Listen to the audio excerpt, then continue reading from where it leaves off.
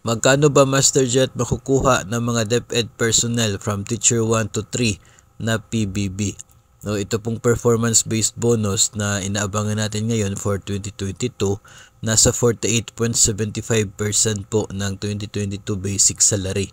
Yun po ang basis ng inyo po matatanggap na performance-based bonus kung ikaw po ay personnel ng DepEd.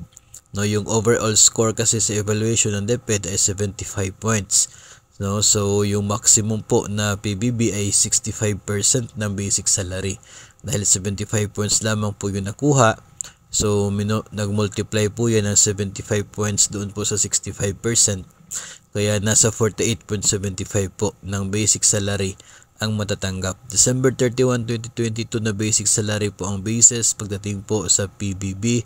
The same with other agencies, no? Kung magkano po yung inyo pong sahod as of that time, depende po sa rate ng PBB na eligible ang inyo pong agency. No, so ang tanong na lamang ngayon mga master ay kailan matatapos yung pag-validate ng mga documents para ma-release ang SARO at para ang DepEd ay makapag-release din ng PBB sa kanya po mga empleyado.